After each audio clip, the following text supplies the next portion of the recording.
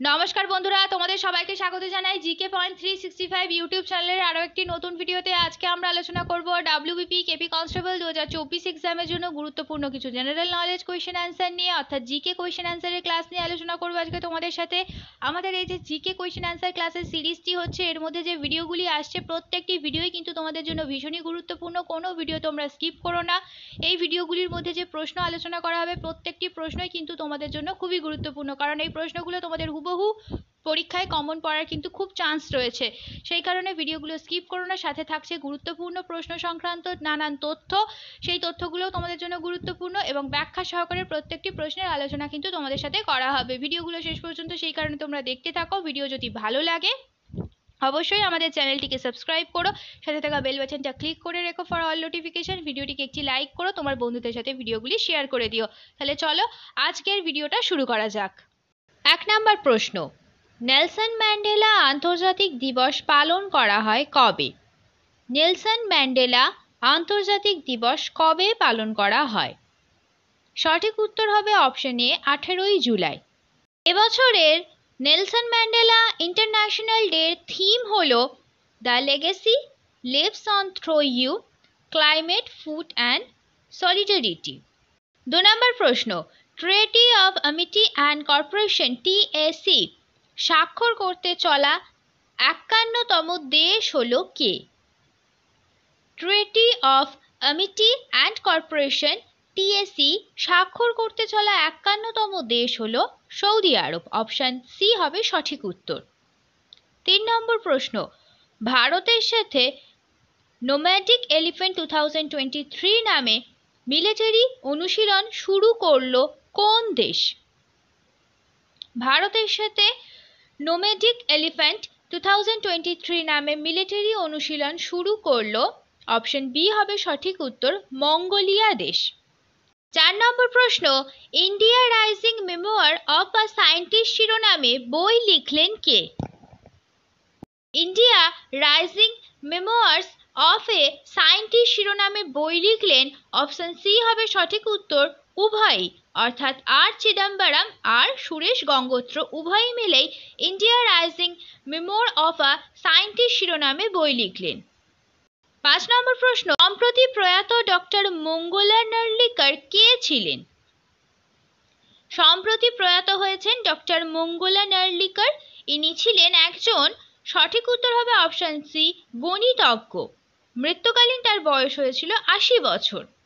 6 নম্বর প্রশ্ন, উইম্বলডন 2023-এ মহিলা বিভাগে সিঙ্গেল টাইটেল জিতলেন কোন দেশের টেনিস তারকা মার্কেটা ভন্দ্রোসোভা?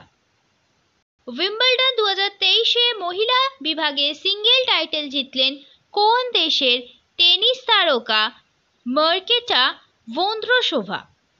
সঠিক উত্তর এখানে হয়ে যাবে অপশন এ, চেক রিপাবলিকান দেশের টেনিস তারকা market ভন্দ্রোসোভা।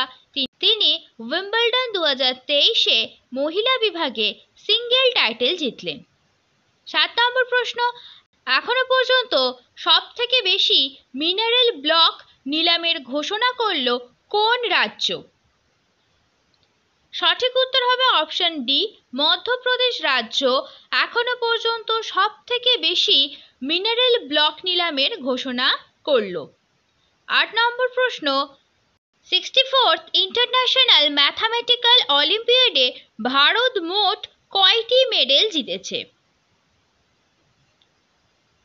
64th international mathematical অলিম্পিয়াডে Bharat মোট, অপশন বি হবে সঠিক উত্তর, 6টি মেডেল জিতেছে।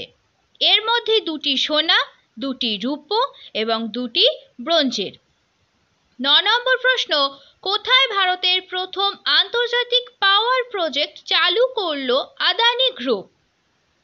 আদানি গ্রুপ কোথায় ভারতের প্রথম আন্তর্জাতিক পাওয়ার প্রজেক্ট চালু করলো?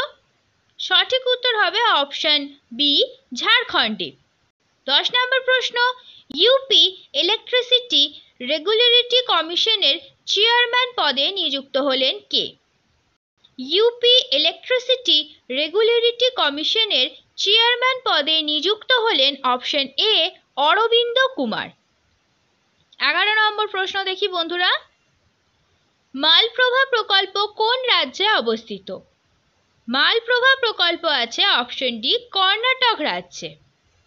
12 নম্বর প্রশ্ন, নিচের কোনটি কেবলমাত্র প্রাণী কোষে দেখতে পাওয়া যায়? নিচের মধ্যে কেবলমাত্র যেটি প্রাণী কোষে দেখতে পাওয়া যায় সেটি হচ্ছে সেন্ট্রোজোম।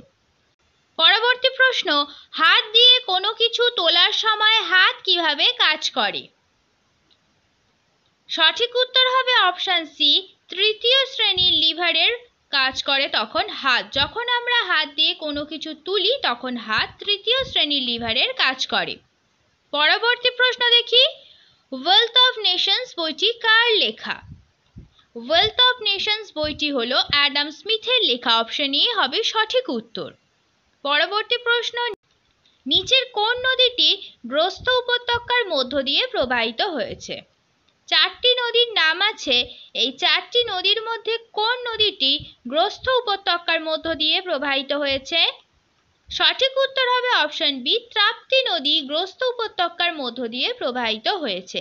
তাপ্তি নদী এবং নর্মদা নদী এই দুটি নদী কিন্তু গ্রস্ত উপত্যকার মধ্য দিয়ে প্রবাহিত হয়েছে, এটা তোমরা মনে রাখবে।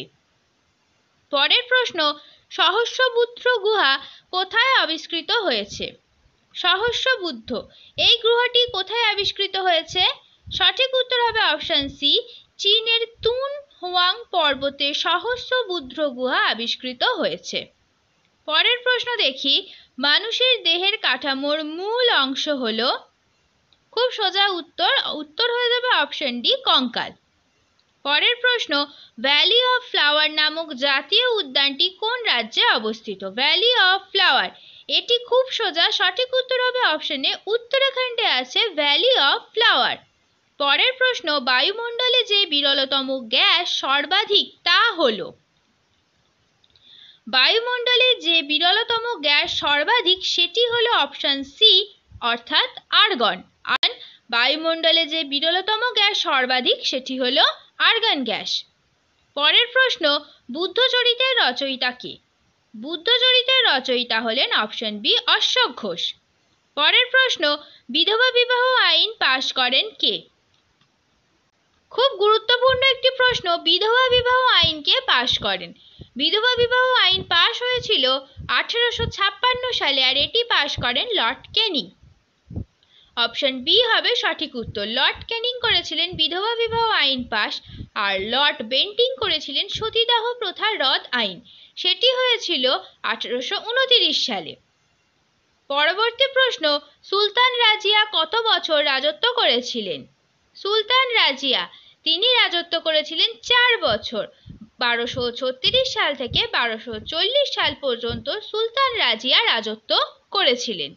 শেষ হলো আজকের ভিডিও। আজকের পর্বে আমরা আলোচনা করলাম ডাব্লিউবিপি কেপি কনস্টেবল 2024 এক্সামের জন্য গুরুত্বপূর্ণ কিছু জেনারেল নলেজ কোয়েশ্চেন আনসার নিয়ে।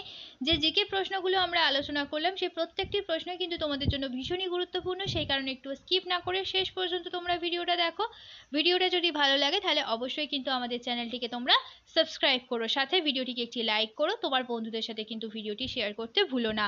এই গুরুত্বপূর্ণ ভিডিওটা তোমার বন্ধুদের সাথেও শেয়ার করো এবং আমাদের কমেন্টে জানাও ভিডিও তোমাদের কেমন লাগলো। আর প্রশ্ন চলাকালীন সঠিক উত্তর তোমরা ভিডিওর কমেন্টে জানানোর অবশ্যই চেষ্টা করো, তার মাধ্যমে কিন্তু তোমাদের খুব ভালো একটা প্রশ্নের উত্তরগুলো তৈরি হয়ে যাবে এবং তোমরা বুঝতে পারবে তোমাদের কতটা তৈরি হলো এবং তোমরা কে কত স্কোর করছো, এটাও কিন্তু তোমরা আমাদের কমেন্টে জানাবে। তাহলে চলো দেখা হচ্ছে তোমাদের সাথে পরবর্তী ভিডিওতে। ততদিন ভালো থাকো, ভালো রাখো, এইভাবে আমাদের তোমরা ভিডিও দেখতে থাকো, আমাদের আরো উৎসাহিত করতে থাকো। ধন্যবাদ।